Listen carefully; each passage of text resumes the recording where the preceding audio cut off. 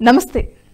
వెంకటేశ్వరుడితో అయోధ్య రాముడు పోటీ పడుతున్నాడా అంటే అవుననే సమాధానమే వస్తుంది.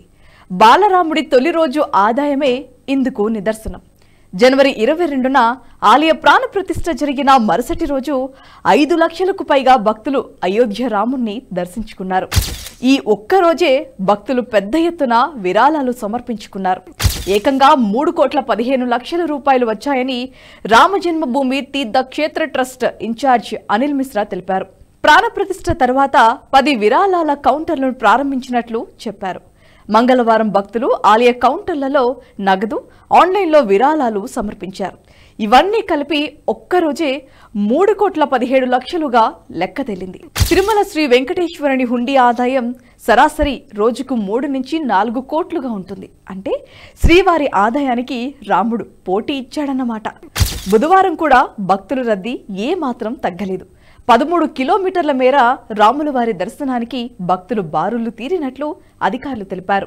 దీంతో అయోధ్య రామాలయం దేశంలోని అన్ని దేవాలయాల హుండీ కలెక్షన్లను బీట్ చేసినట్లయింది. ఇప్పటి వరకు తిరుమల శ్రీ వెంకటేశ్వర స్వామి దేవాలయం దేశంలో ఎక్కువ హుండీ ఆదాయం పొందే ఆలయంగా రికార్డుల్లో ఉంది. అయితే అయోధ్య హుండీ ఆదాయం ఇలాగే కొనసాగితే త్వరలో టీటీడీ ఆదాయాన్ని అయోధ్య రీప్లేస్ చేస్తోంది.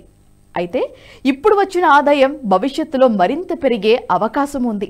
ప్రస్తుతం చాలా మంది భక్తుల్లో ఇంకొన్ని రోజులు ఆగి అయోధ్యకు వెళ్దామనే భావన ఉంది.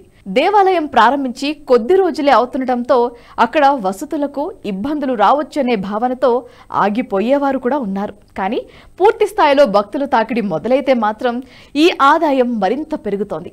అయోధ్య రామాలయ నిర్మాణ సమయంలోనే దేశవ్యాప్తంగా సమర్పణ కార్యక్రమం జరిగింది. ఈ సమయంలోనే దేవాలయ నిర్మాణానికి దాతలు కోట్లాది రూపాయలు అందజేశారు. దాదాపు 3.5 కోట్ల రూపాయలు వచ్చి చేరినట్లుగా ఆలయ ట్రస్ట్ ప్రకటించింది.